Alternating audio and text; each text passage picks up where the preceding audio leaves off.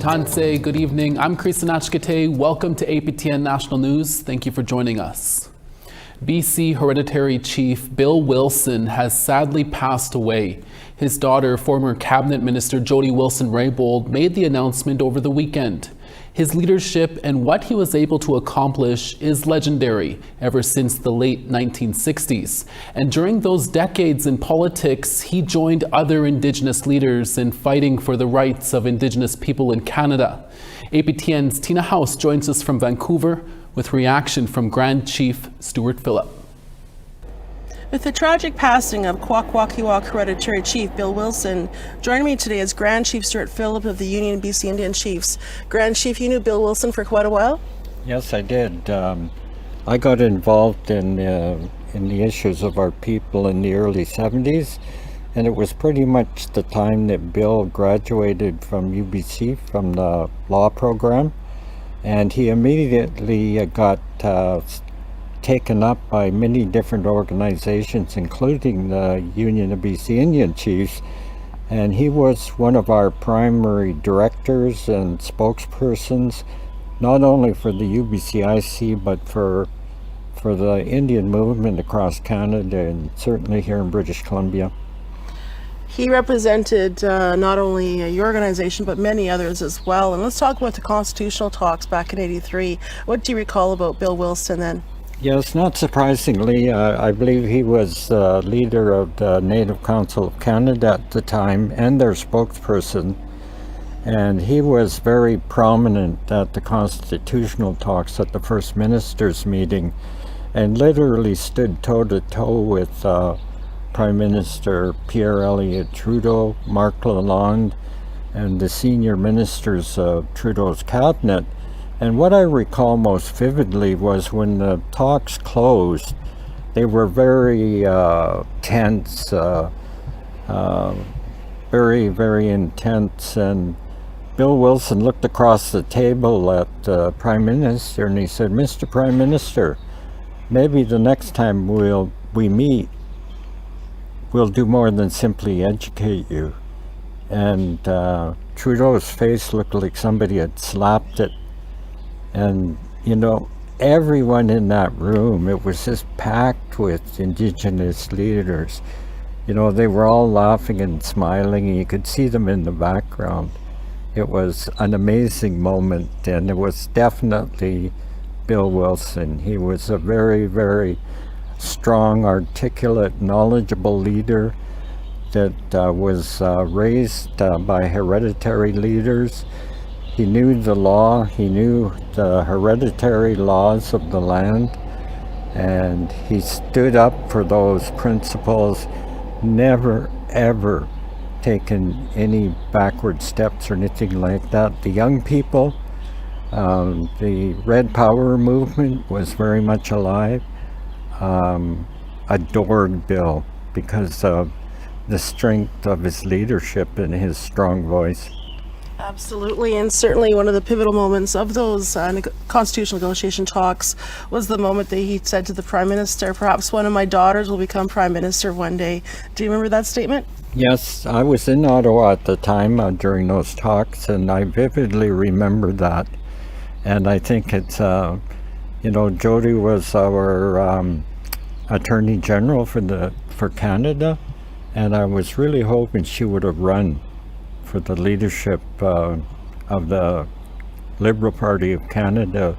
I think she would have went on to become Prime Minister, and I think she would be an amazing Prime Minister. Absolutely.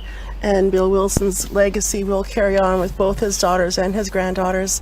Thank you so much for sharing your insight with us. We really appreciate that. And our condolences to the family for the loss of Hereditary Chief Bill Wilson. Back to you in studio. Thank you, Tina. It's been more than 4 years since the death of Joyce Echaquan. The 37-year-old mother of 7 live streamed the racism she experienced from nurses before her death while seeking health care in a hospital in Joliet, Quebec. Lack of access to health care while at this hospital led to her death. 4 years since the Quebec government has not acknowledged the existence of systemic racism or upheld Joyce's principle. Joyce's principle aims to provide equal and discrimination-free access to all health and social services for all Indigenous people. The Joyce's Principle Office is doing what it can to make this happen. It promotes Joyce's principle and carries out projects which uphold it. On Tuesday, the office launched an ambassadorship program. It comprises ambassadors across different industries within health and social services. They support organizations by offering training on cultural security and how to uphold Joyce's principle in order to improve health and social services for First Nations clientele. Joyce Echaquan is Joyce's cousin. On a un psychologue, on a un pédiatre, on est toutes dans divers milieux. Moi, je suis en psychosocial, en relation d'aide. Et alors, on connaît, nous autres, dans le fond, on veut apporter surtout un changement positif quand on rencontre les différentes organisations. On veut surtout affirmer où il est fort qu'on est capable. C'est un grand chemin, oui, mais on est capable de faire changer les choses de notre présence, de notre accompagnement envers les organisations aussi. On est capable de crier haut et fort, de dire justice pour Joyce. We're always looking for your feedback or story ideas. Here's how you can continue the conversation with us. If you have a story you want to share, send us an email to news@aptn.ca. To read and watch our stories, go to aptnnews.ca. You can also find us online on your favorite social media sites, including TikTok, YouTube, LinkedIn, and X. Follow APTN News to join the conversation and see our latest stories. Concerns around one of Winnipeg's oldest neighborhoods have been heating up in recent weeks. Point Douglas has seen eviction notices targeting the city's most vulnerable, while potential housing units have been lost to fires. We learn more about how the city plans to develop the area. Intern reporter Veronica Blackhawk has more. We need more homes for our women and for our children to be safe. There should be more safe spaces for our women. There's hardly any resources out near Winnipeg. Barb Gamond shares her concerns following a string of fires in the neighborhood and eviction notices at the Manwin Hotel earlier this month. We never want to displace anybody. And I want to reiterate, and Councillor Eady had mentioned, is we need more affordable and deeply affordable units. But the city, we don't have money to buy that land. We don't even have money to buy new parks. City councillors Ross Eady and Vivian Santos are doing what they can to develop the Point Douglas neighborhood while working with community members in the process. The pair have an understanding of the area, pointing out underlying issues that need to be addressed in addition to the lack of housing. They aim to work with private owners who have the neighborhood's best interest and its residents at heart. What used to be the Brown and Rutherford lumber yard and facility, there's somebody who owns it. They want to turn that into housing for artists and also have some commercial offerings for people to live and work and be a part of the community. The development plan reopens for public engagement this spring and rears its completion in autumn of 2025, when councillors will vote in the secondary plan as a bylaw. At its core, community members agree that problems need to be approached in a holistic manner, providing work, education, and cultural programs to those in need of direction. Somebody mentioned they need more programs, like keep them occupied. Somebody was mentioning that to me the other day. Like more, I don't know, sharing circles and life skills and stuff like that. In the meantime, former Manwin residents struggle to find new housing accommodations. A lot of work needs to be done, and that's what we need to hear from them. The homeless or people on the streets, and everyone deserves a good home and to be loved. I'm Veronica Blackhawk with APTN News. Nominations for the SaskTel Indigenous Youth Awards in Saskatchewan is now open. That story after the break. Plus,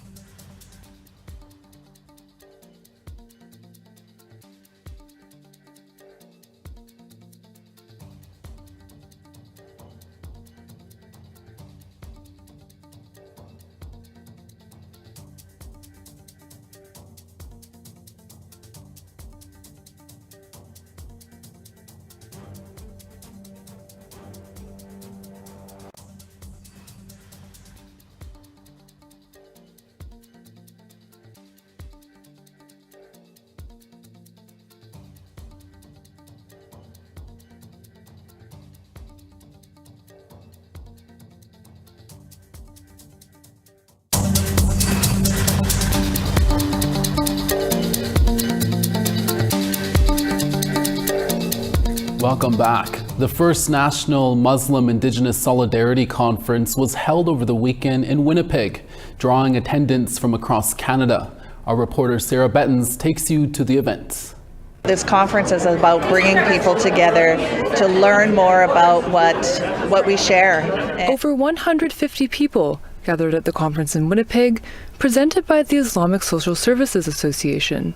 On Saturday and Sunday, they heard from Indigenous elders, Muslim imams, and community leaders. They bonded over bannock and biryani. It was made possible by three grandmothers, Shahina Siddiqui, who is Muslim, and Diane Redsky and Sandra Delarond, who are Anishinaabe and Cree. Redsky sees it as an opportunity to learn about shared histories and values while also challenging misconceptions. Harmful stereotypes and systemic discrimination and racism rooted in, colonial power that we really need to address, and we can do that together collectively. Muslim women they also come from matriarchal societies. They are really the center of families, communities, and nations, very similar to us. And so I found a lot more in common than we had differences. Leah Gazan, the Member of Parliament for Winnipeg Centre, was invited to speak about the impacts of colonization on Indigenous and Muslim communities.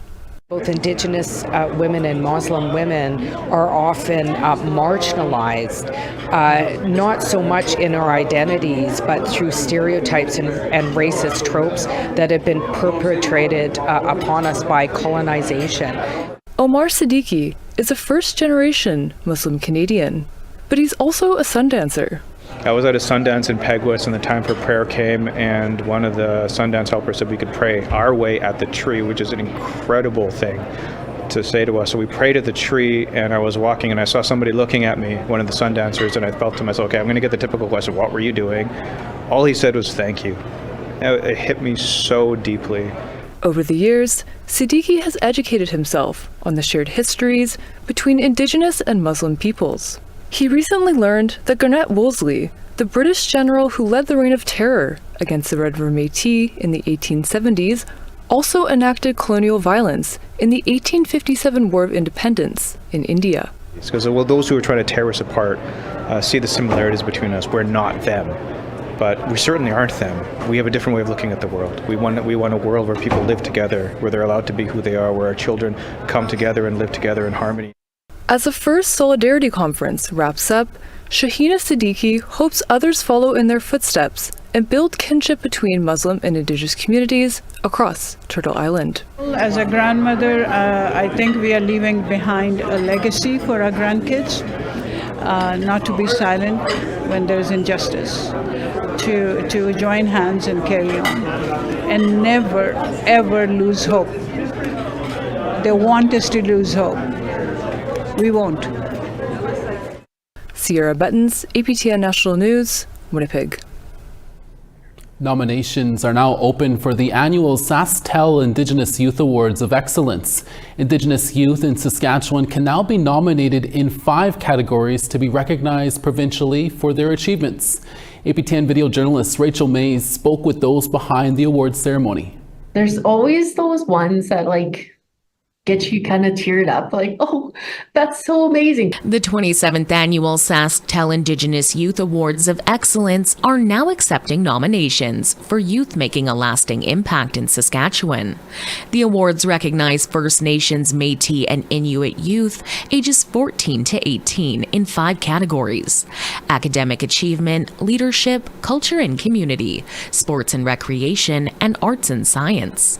SaskTel Indigenous Engagement Manager Fawn Redwood emphasizes the importance of taking pride in nominees' accomplishments. It takes a little bit of work and also the ability to be able to talk about yourself. Be a little bit boastful, because that's going to help you stand out a little bit more in your application, to be highlighted, to say, this is the work that I do in my community. This is how I help people, elders or youth, anything else, to really tell that story of your accomplishments, because a lot of people do that work already, but to be able to vocalize that and tell that story. Applicants must provide 2 letters of recommendation, proof of Indigenous ancestry, and evidence of their ability in one award category. Winners will be brought to Regina on June 6th for the ceremony to receive their award, gifts, and a cash prize to support their future achievements. The Wichitewin Foundation partners with SaskTel to make the awards possible. Doug Burnett, a board member of the Wichitewin Foundation, says the foundation is proud to sponsor these awards. Every single year I come away completely amazed by the accomplishments of the youth. It is for us, it's very heartwarming to be able to do it, but it's the accomplishments of some of these youth is outstanding. Burnett says these awards showcase the diverse talent of Saskatchewan youth every year. Every single year I come away completely amazed by the accomplishments of the youth.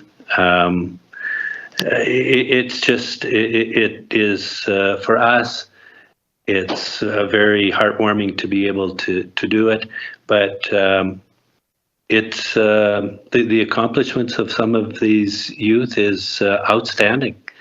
And I know it's the Indigenous Youth Awards, but really these youth, their accomplishments are outstanding regardless of whether you were talking about Indigenous youth or anybody in the province or quite frankly anybody anywhere in North America or the world.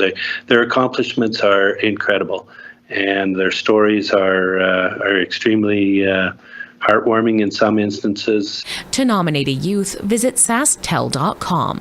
Applications are due by April 18th. Rachel May, APTN National News, Saskatoon. Photo of the day and weather is up next after this short break.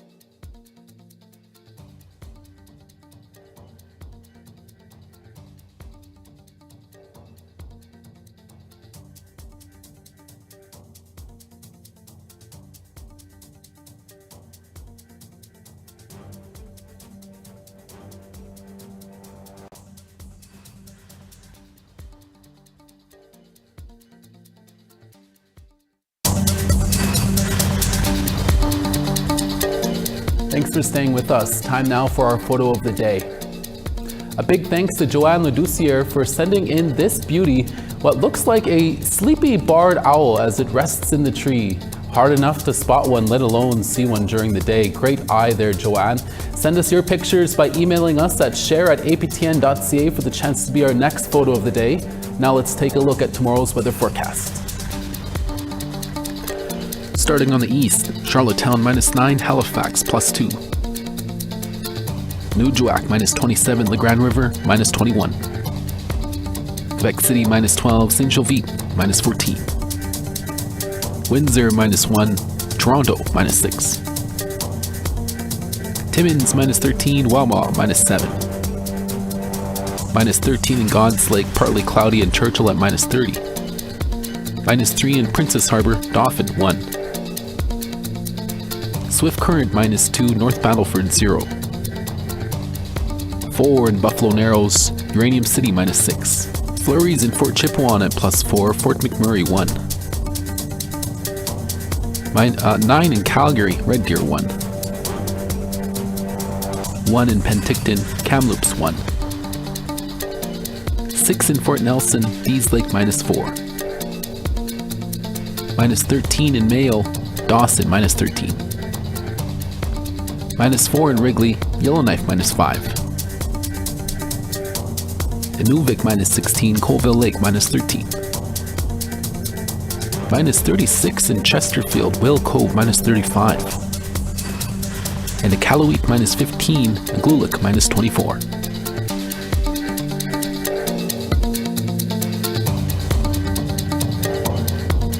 The Art Gallery of Grande Prairie in Northwest Alberta is hosting what's called the Faceless Doll Project. People from all around the community created little dolls to honor those children lost at the former site of the Kamloops Residential School. APTN's Chris Stewart was also there and brings us this report. About 30 people were on hand last Thursday to make faceless dolls from scratch to be a part of the Faceless Doll Project. A project started in 2021 after knowledge keeper Loretta Peranto English heard about the finding of 215 potential unmarked graves at the former Kamloops Indian Residential School in BC. When I heard that, I felt so sad, like I was so sad because I could almost feel that sadness of not having a chance to be heard or, to be alive or stay alive. As a child, she had been given dolls to play with that did not have a face.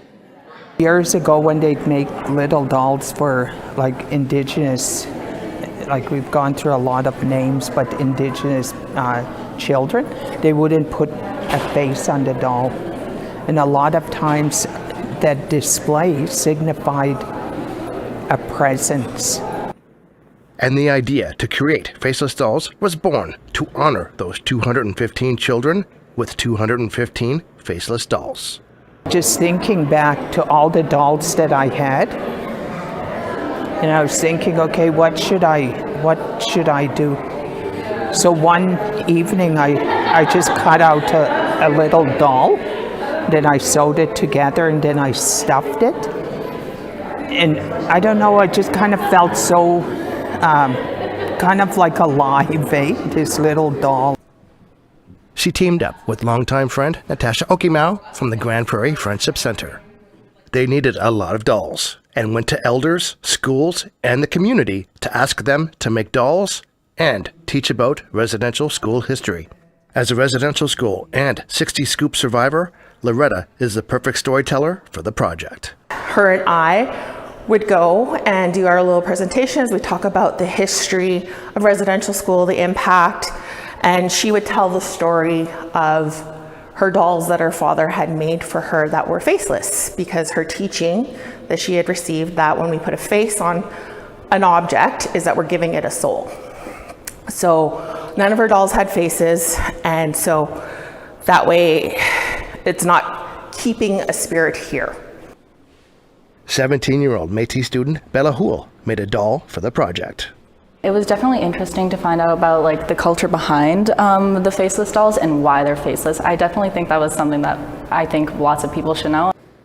This night was the first time Loretta was able to see the display at the art gallery. She and her granddaughter walked along the many faceless dolls, each one unique. And she spotted her doll, the first one she made, the one that started the Faceless Doll project. It will run until February 16th at the art gallery and will move to its permanent home in the traditional healing garden at the Grand Prairie Friendship Center. Chris Stewart, APTN National News, Grand Prairie, Alberta. Thank you, Chris. And that's your evening newscast for this Monday evening. We're back again with more stories tomorrow for your daytime newscast. Make sure to join us then.